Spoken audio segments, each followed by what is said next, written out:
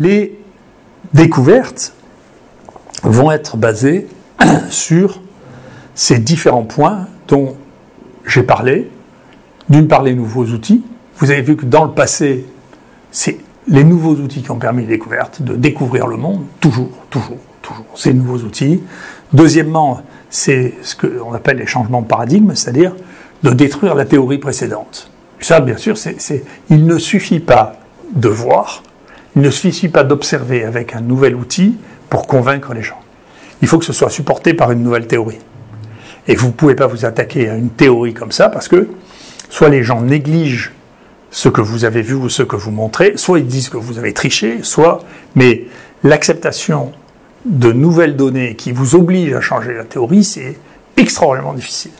Et donc, il faut parfois plusieurs siècles pour changer la théorie. Et un exemple qui m'est très cher, parce que je vis à Marseille, c'est celui de Pythéas. Vous voyez, Pythéas était un grec, bien sûr, mais il habitait Marseille au IIIe siècle avant Jésus-Christ, et puis il a pris un bateau, il a passé maintenant on peut reconstituer parfaitement son chemin, il a passé le détroit de Gibraltar, il est remonté sur l'Espagne, il a découvert un nouveau continent, c'était la Grande-Bretagne, il a continué, est allé plus haut, et il a vu pour la première fois des montagnes de glace. C'était les premières fois qu'on décrit les icebergs dans le monde gréco-romain, grec à l'époque, et ensuite il a dit c'est un endroit où il n'y a plus de différence entre le jour et la nuit. D'accord ? Et ce qu'il a écrit et dit a été nié jusqu'au XIVe siècle. Non ? D'accord ? 1800 ans. Et bien sûr, on sait que tout ça est vrai. Bien sûr. Mais les gens qui étaient géographes de l'époque, en particulier Ptolémée, qui était un géographe grec, avaient dit que tout ça, c'était pas vrai.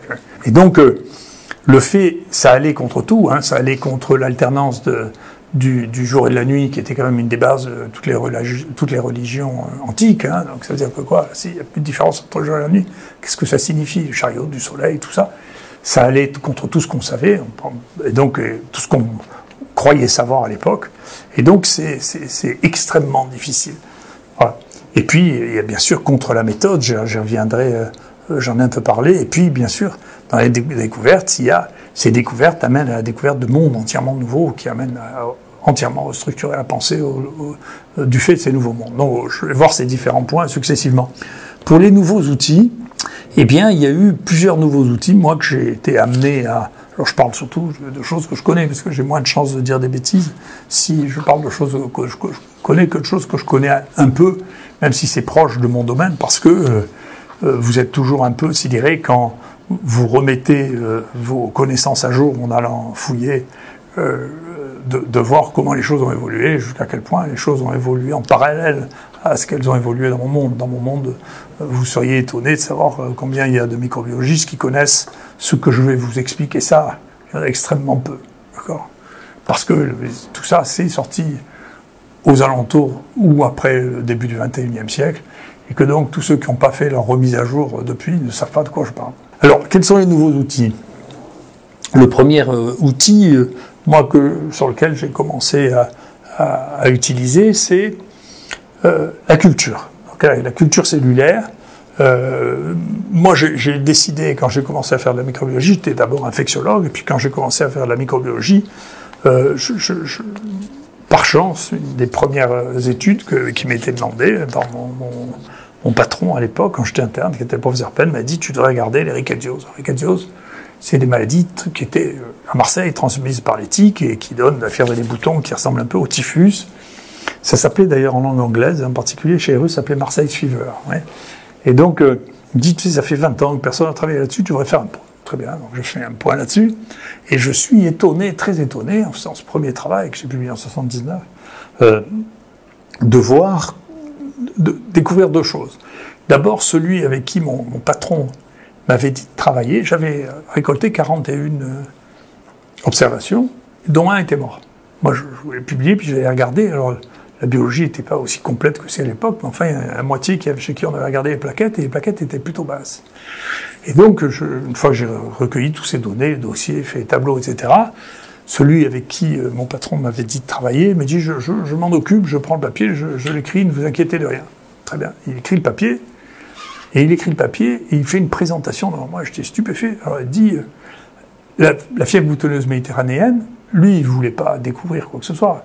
Il voulait faire un papier comme ça. Et puis, il y a un danger terrible à dire que ceux qui étaient avant se sont trompés.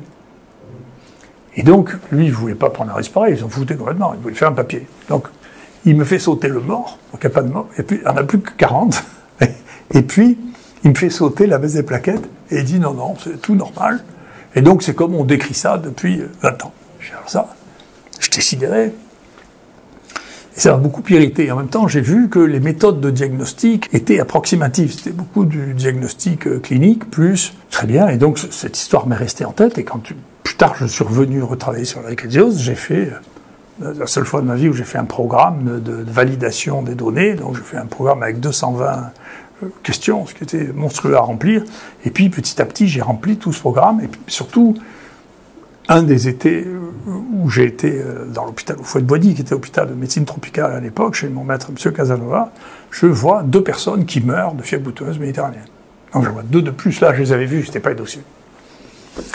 Je publie ça, et déjà, je commence à comprendre pourquoi l'autre ne voulait pas le publier ça, parce que mon patron reçoit une lettre furieuse de celui qui était le responsable des rickettsioses à l'Institut Pasteur, en disant qu'on était des fous, que c'était pas vrai, qu'on ne mourrait pas de fièvre boutonneuse méditerranéenne, c'était une maladie qui n'était pas grave du tout.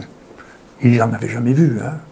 Mais il entérinait, c'est comme ça que j'ai compris, il entérinait une légende, et personne ne pouvait dire que la légende n'était pas vraie. D'accord ? Très bien, après, on a réussi à les mettre en évidence dans les biopsies de peau, le truc, peu importe. Plus personne n'a contesté. Et ce qui est très intéressant, après, j'ai fini de collecter les données sur la fièvre boutonneuse méditerranéenne quand on en a eu 450 cas. Et donc la mortalité était exactement ce qu'on avait sur les 41, était de 2,5%.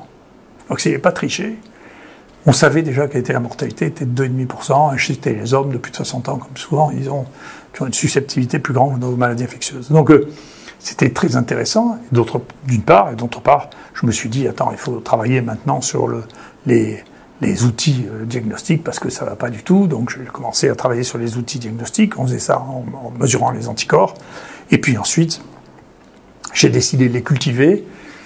Je suis allé au Center for Disease Control aux États-Unis pour apprendre à les cultiver sur des cultures cellulaires. Et j'ai été le premier à utiliser ce qu'on appelle les chalviales, des tubes bijoux, des mini-tubes, pour pouvoir les cultiver, qui sont incroyablement efficaces. Grâce à ça, on a pu commencer à faire un nombre de découvertes extraordinaires de rickettsie. On a découvert au moins une douzaine de rickettsie nouvelles qui donnaient des maladies nouvelles. Et ça aussi, ça a créé un choc avec les collègues rickettsiologistes. Au début, ils m'aimaient bien parce que c'est bien. Du coup, il y avait quelqu'un qui était en France qui faisait des rickettsie. Mais après, quand j'ai commencé à découvrir des choses, ils n'étaient plus contents du tout. Parce que finalement, 80% des rickettsioses qui ont été décrites, elles ont été décrites sur des isolats que j'ai fait moi. Donc ça veut dire... Et du coup, ça a entraîné une bascule. Aux États-Unis, à chaque fois qu'il y avait un chapitre de référence à écrire sur la rickettsiose, ils me demandaient à moi, c'est moi qui publiais le plus, qui avait trouvé le plus de choses. Et donc tous les gens qui vivotaient avec les rickettsioses en répétant les mêmes choses depuis 20 ans ont perdu une rente de situation, ce qui les a rendus tristes. Et donc vous pouvez voir sur la diapositive suivante le nombre de rickettsie. Quand moi j'ai commencé, il y en avait des rickettsioses transmises par les tiques et les puces. Il y avait une rickettsiose, c'est assez bizarre d'ailleurs de l'esprit humain, c'est un truc typique de l'esprit humain. Les gens avaient fini par classer en disant il y a une rickettsiose attique en Amérique, une rickettsiose attique en France et en Afrique, une rickettsiose attique en Sibérie et en Chine.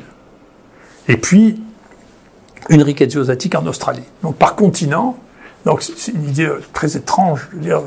Il n'y a pas de raison que les rickettsis s'installent spécifiquement, qu'il y ait une seule.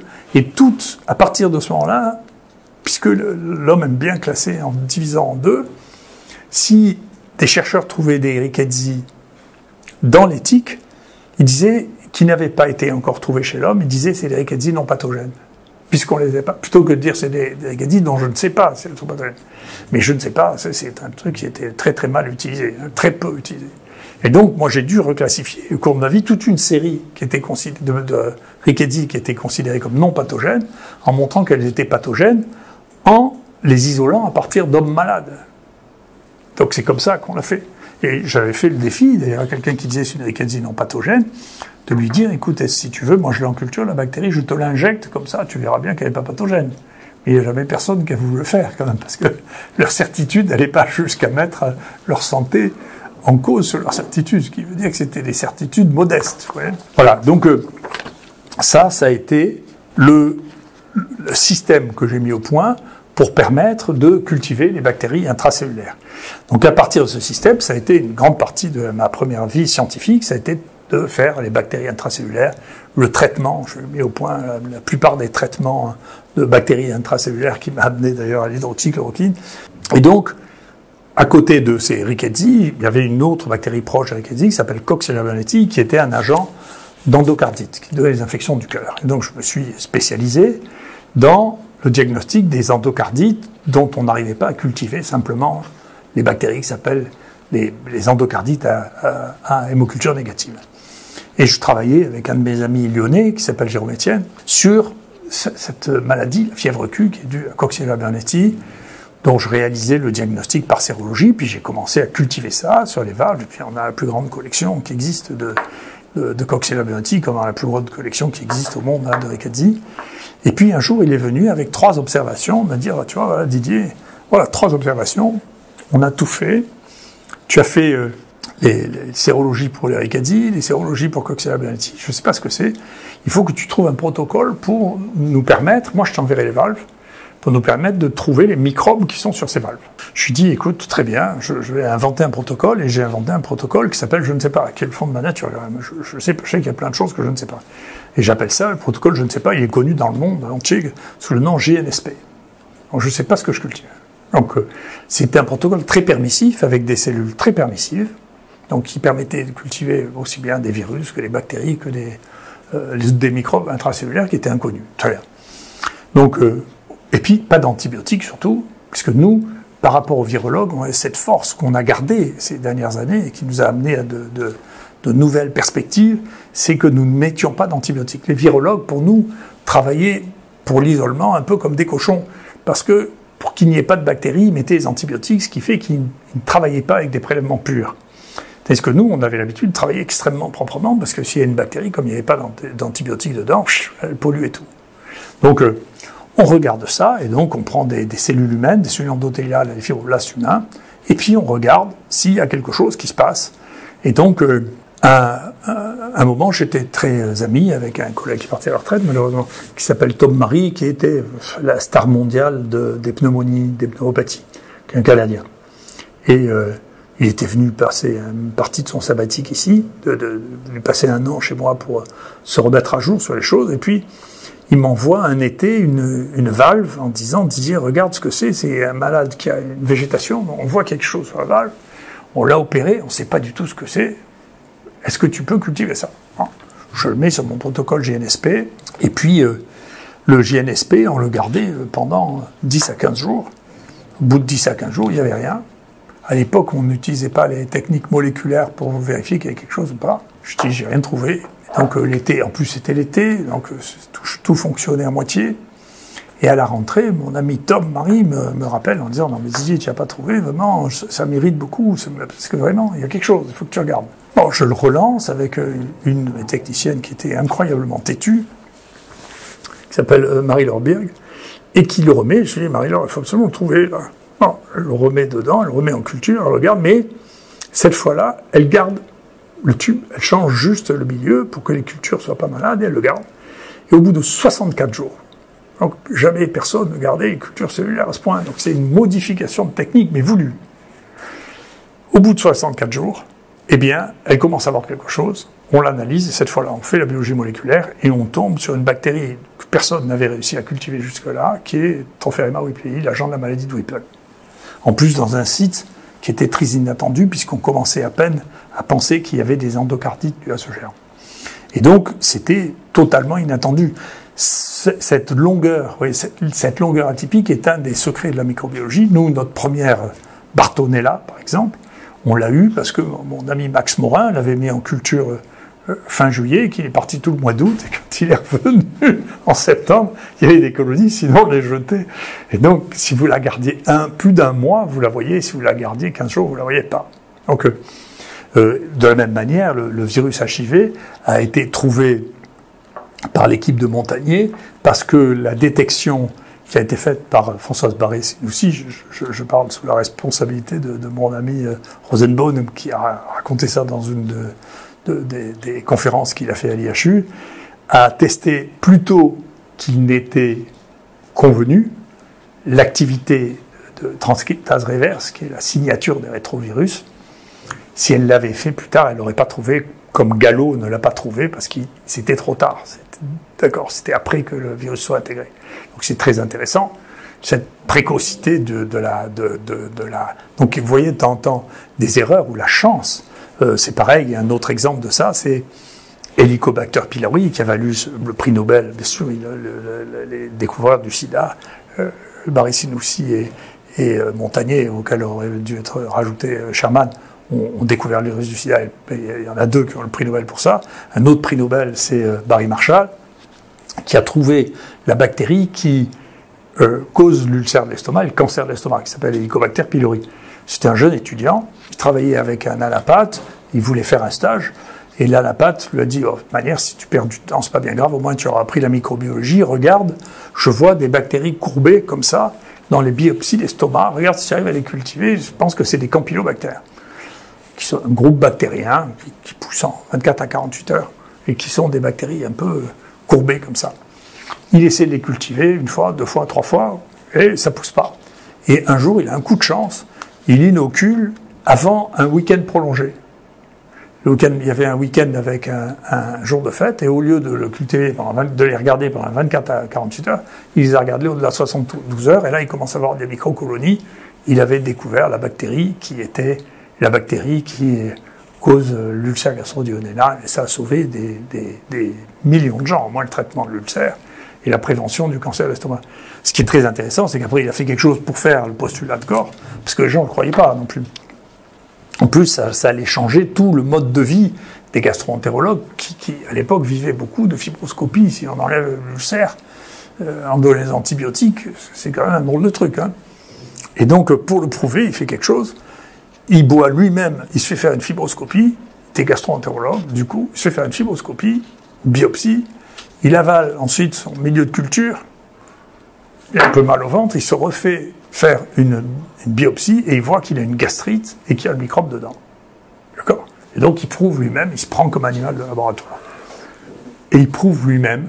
Et donc ça n'a pas fait les papiers dans Nature et dans Science, ça fait 2 toutes petites lettres dans l'entête dont je ne suis même pas sûr qu'on les publierait maintenant, tellement elles sont originales et tellement elles sont différentes. Et avec ça, il y a eu le prix Nobel quand même. Hein. Donc c'est une découverte extraordinaire. Mais il fallait la chance, l'audace d'un étudiant qui commence à faire ça. Donc c'est très intéressant. Simplement, voilà, il a laissé traîner ses boîtes et il a fini par trouver un microbe. Voilà. Ensuite, dans les milieux que l'on a développés, en travaillant sur les cellules, on a commencé à travailler sur les amibes. J'ai beaucoup d'amitié pour les amibes. D'abord pour des raisons personnelles, familiales. Mon père m'expliquait l'évolution de la vie en passant d'une amibe. Alors, tu sais, la vie, ça a commencé par une amibe. Alors, il a appelé cette amibe Mimi l'amibe. C'est pour ça que j'ai appelé Mimi virus Mimi, parce que c'était un virus d'amibe. Et donc, ensuite, cette amibe a rencontré des copines, et puis ensemble, elles ont fait un être multicellulaire, et puis après, ça a donné les insectes, les plantes, voilà. Donc, les amibes avaient une signification particulière pour moi. C'est pas les amibes qui rendent malades, hein, c'est les amibes de l'eau. Il y a plus de 3000 espèces d'amibes.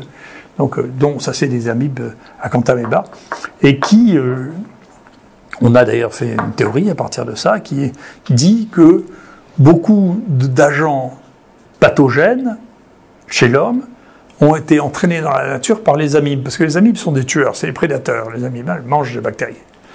Et donc, les bactéries qui ont réussi, et ensuite on dira ça pour les virus, qui ont réussi à résister aux amibes, quand elles rencontrent nos défenses à nous, qui sont par exemple les macrophages, qui sont les cellules, les premières cellules qui vont tuer les nouveaux microbes, elle se trouve face à une amibe domestiquée, pratiquement. Vous voyez, donc si elle résiste à l'amibe, la plupart du temps, elle résiste au macrophage. On fait un papier là-dessus, en disant, attendez, si vous résistez aux macrophages, vous devez résister aux amibes, et si vous résistez aux amibes, vous devez résister aux macrophages. Et c'est vrai dans beaucoup de cas. Donc les amibes sont un très bon moyen d'isoler des microbes pathogènes. Celui qui, le premier, a fait ça, c'est quelqu'un qui s'appelle Robotham, qui était dans les services publics de santé publique aux États-Unis, et qui a découvert que la maladie des légionnaires était due au fait que les bactéries vivaient dans les amibes à l'intérieur des circuits de refroidissement. La maladie des légionnaires, c'est une découverte aussi extraordinaire. Hein. 76 ou 75, il y a une épidémie de pneumonie à Philadelphie d'anciens, de vétérans. Et c'est découvert pas du tout par les médecins individuellement, mais par les statistiques du Center for Disease Control qui disent, mais attendez, il y a une augmentation significative de pneumonie mortelle à Philadelphie. Alors regarde de quoi il s'agit, c'est que des hommes qui ont plus de 50 ans et qui s'étaient réunis, pratiquement que ça, qui s'étaient réunis dans un congrès des vétérans. Et c'est pour ça qu'on appelle ça la maladie légionnaire, c'était l'American Legion. Et donc, ils font l'investigation autour de ça, et il y en a un qui faisait pas partie de ce congrès, qui était quelqu'un qui était passé juste devant l'hôtel dans lequel il y avait ce congrès. Et donc, ils ont commencé à réfléchir à ce que ça pourrait être, et finalement, c'était la climatisation qui poussait de l'air. Et donc, c'est Joe Magdad, un ricadiologue, qui a réussi à cultiver la bactérie de la maladie légionnaire. Et cette bactérie avait été cultivée 30 ans avant et vivait dans les frigos, considérée comme une ricadine non pathogène. Oui, ricadine non pathogène, rien que ça. Et Robotham, lui, a trouvé que ça venait de la climatisation parce que c'était envoyé avec l'eau, parce que ça vivait dans les amibes de l'eau qui vivent dans les canalisations. Et c'est la raison pour laquelle on n'arrive jamais à stériliser les canaux, il faut les faire régulièrement parce que les amibes résistent à presque tout. Les amibes, quand elles sont agressées, elles font un kyste et ce kyste résiste à presque tout. Et donc, ces amibes sont très particulièrement efficaces pour les microbes intracellulaires. Nous, par exemple, on a cultivé le bacille tuberculeux, il résiste très bien dans les amibes. Il y a beaucoup de microbes intracellulaires qui résistent très bien dans les amibes. Mais grâce à ça, eh bien, on a trouvé toute une série de nouvelles bactéries qu'on a commencé à baptiser. La première bactérie qui en est donné le nom de Marseille, c'était une rickettsia, bien sûr, Rickettsia massiliensis. Et là, on a commencé à nommer les bactéries Massilia, massiliensis, marseillensis. Et donc, c'est le nom Marseille, c'est le nom le plus commun de toutes les espèces bactériennes au monde. C'est parce qu'on a baptisé tellement d'espèces. Mais là, ça a commencé comme ça, les Aphipia, les Bosea. Et puis, voilà, on a commencé à décrire ces microbes. Et puis, ce Robotham, là, justement, qui avait découvert, je ne le connaissais pas, hein, il avait découvert cette relation entre les amibes et les légionelles, moi qui avait stimulé ma recherche sur les amibes, hein, puisque lui, il a fait la preuve de concept, c'est le premier qui a trouvé. Et il est parti à la retraite parce que, honnêtement, l'administration, ça me rappellera quelque chose, l'administration de la santé publique aux États-Unis, ça le gavait. Mais jusque-là, il était, à chaque fois qu'il y avait une épidémie de pneumonie, il pensait que c'était Legionella ou autre chose. Donc quand il y avait une épidémie de pneumonie, il allait autour faire des prélèvements d'eau dans les tours réfrigérantes qui balancent de la vapeur d'eau tout autour. Et donc il s'est dit, mais il doit y avoir d'autres choses que les Legionella. Et donc il essayait de les cultiver et il trouvait de temps en temps, quand il cultivait, il trouvait des Legionella, Pneumophila, celle qu'on connaît, l'agent de la maladie des légionnaires. Et puis de temps en temps, il trouvait d'autres bactéries intracellulaires qu'il appelait Legionella-like, c'est-à-dire des choses qui ressemblent à des légionelles et qui sont des pathogènes d'amibes parce que ça tue les amibes. D'accord ? Et donc, encore une fois, c'est le théorème, je vous dis, ça tue les amibes, c'est bien possible, ça tue aussi les macrophages. Mais il n'arrivait pas à l'identifier. Et puis, chance, je me mets en rapport avec les gens d'Ombre, m'invite pour discuter avec eux sur les microbes de cette nature-là. Il y avait un homme très charmant, et puis il me dit, est-ce que tu accepterais de prendre en postdoc où en thèse, un de mes étudiants, qui s'appelle Richard Birtles, pour apprendre à faire ça, le CESES, identifier les collections, etc., je dis volontiers. Et Birtles vient, et par le biais de la santé publique, il était en contact avec Robotham, qui avait toute sa collection, et Robotham lui dit, je te donne toute ma collection, tu as qu'à, partant à Marseille, tu as qu'à l'identifier. Très bien, donc il vient à Marseille pour identifier ça, et nous, on avait déjà, j'en reparlerai, lancé l'identification systématique par la séquence de l'ARN ribosomal, dont on a parlé, qui différencie les bactéries. Donc, on regarde là-dedans, et qu'est-ce qu'on trouve là-dedans? Eh bien, on trouve effectivement 5 nouvelles espèces de Legionella, dont une qu'on a baptisée du nom de Robotham, une qu'on a baptisée du nom de Michel Drancourt, qui avait participé à ce travail. Et donc, très bien. Ensuite, on a une bactérie qui résiste à l'identification par le CESES comme Legionella, qui n'était pas une Legionella. Et donc, c'est en réalité une Parachlamydia. Et cette Parachlamydia, eh bien, c'est elle qu'on retrouvera tout à l'heure qu'on avait retrouvé tout à l'heure avec la bactérie intracellulaire. C'est une surprise. C'est pas du tout une Legionella. On a découvert un nouveau bras des chlamydia en cherchant dans les Legionella. Et la suite nous réservera encore plus de surprises.